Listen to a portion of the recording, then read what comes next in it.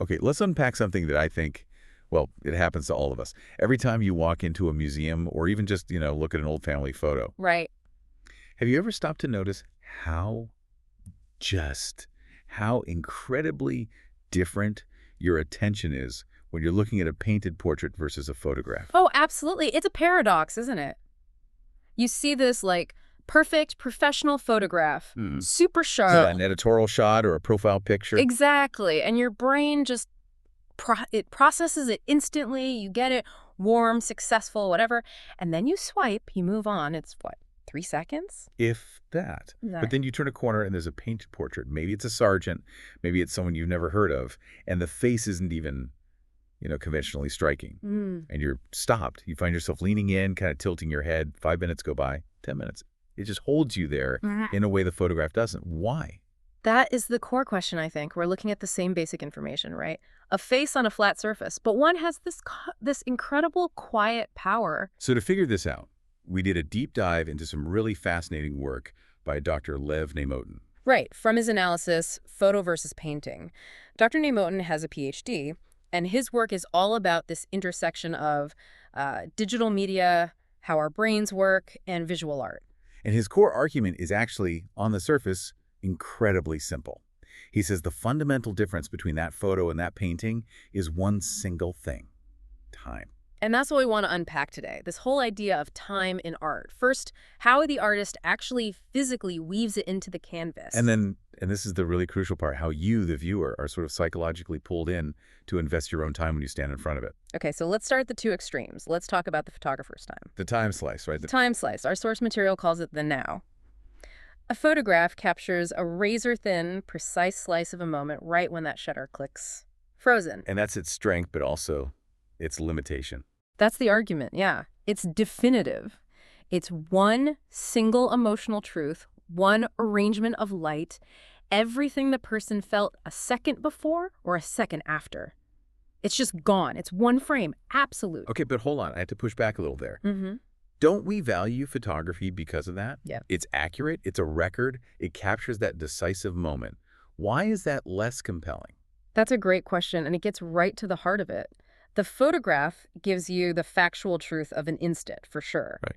But a deep, complex human emotion that rarely lives in a single instant. It unfolds over an interval. It exists in the passage of time.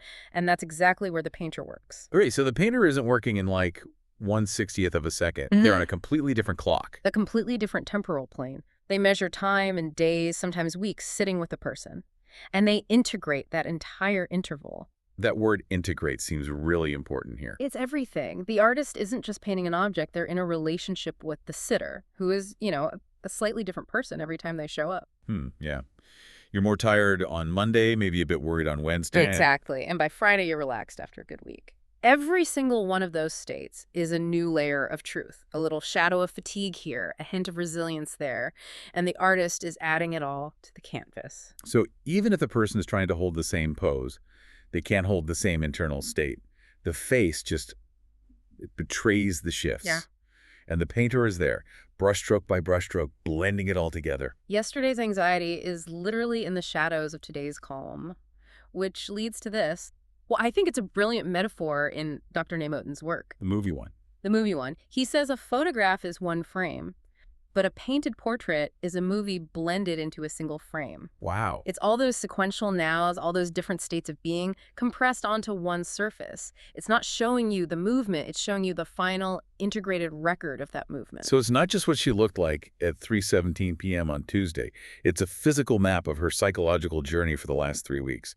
And that's what stops us in our tracks. Exactly. The complexity demands our attention. Okay, let's make this less abstract. Yeah. The source material gives a really good concrete example. A 35-year-old violinist named Anna. Right. And Anna has a standard headshot for her concert programs, and it's a good one. It's sharp, it's well lit. It does its job. You look at it and you think, warm, confident, talented. Check, check. And you move on. The transaction is complete. Under 3 seconds. But then a portrait painter works with her.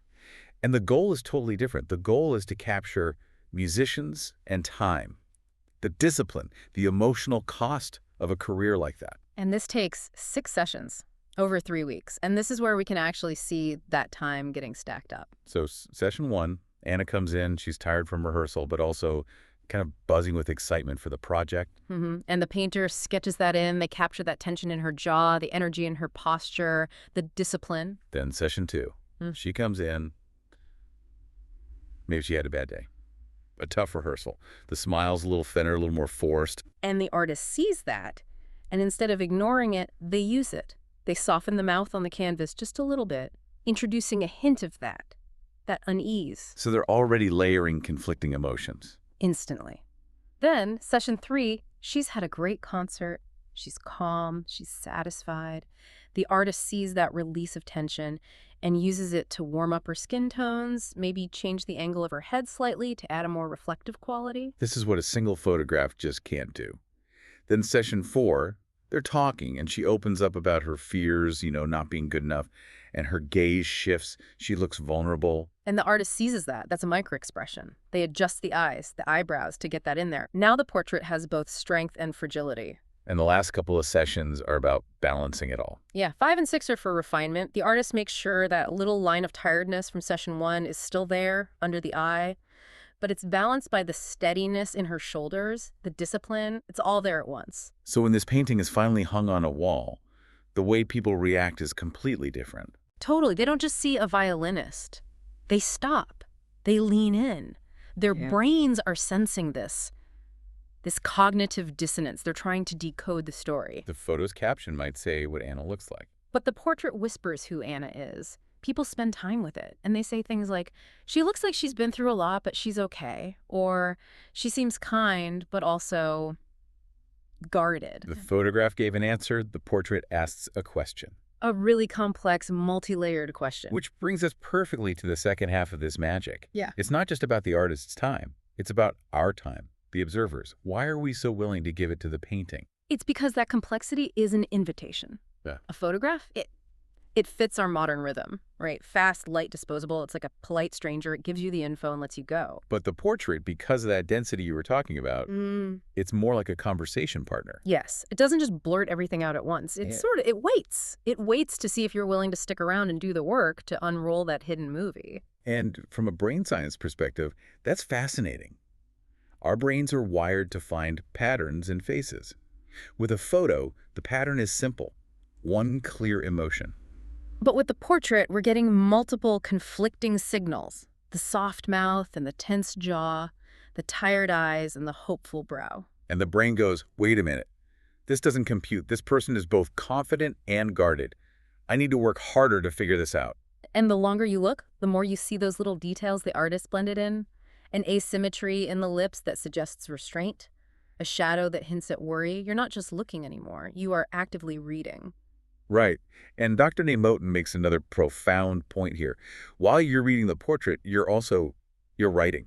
You're writing yourself into it. Oh, absolutely. We project our own lives onto that canvas. You recognize that forced smile from session 2 because you've had to wear that same mask at work. You understand that specific shadow of fatigue because you carried pride and fear in the exact same glance. It stops being just a painting of Anna, the violinist. It becomes a dialogue. A silent, three-way conversation between the sitter, who lived the time, the artist, who compressed the time, and you, the observer, who spends your own time and your own history to decode it. And the painting itself doesn't change. You do. Your understanding deepens. And we just don't walk away from a deep conversation the way we swipe past a polite stranger. That's the reward. The photo shows you a surface. The painting shows you a depth that you recognize in yourself. Okay, so let's just synthesize this one last time. It's such a brilliant concept. Yeah. We started asking why one holds our attention more than the other, and the answer really is time. It's crystal clear. The photograph is a precise, thin slice of time, a single now. Its power is its immediacy. Its weakness is its thinness. And the portrait is stacked time. All of those nows, blended, compressed, reconciled into one image. Its power is its complexity. Its requirement is our patience. And it really makes you appreciate the medium itself, the technology of the camera, the shutter speed. That's what limits its ability to show that deep, unfolding emotional story. Whereas the slowness of painting is precisely what makes it so powerful.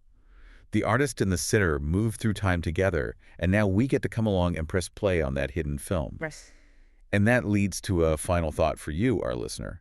A little experiment you can try next time you're in a museum or even just see a portrait in a hallway. Yes. Find one that catches your eye and just commit.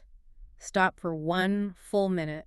No phone, no reading the plaque. Just look. Mm. And a minute is.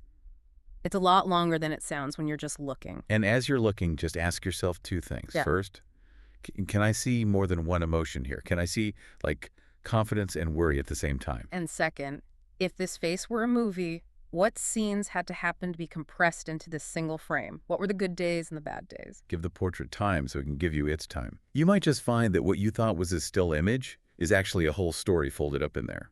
A story that, by the time you walk away, now includes a little piece of you, too.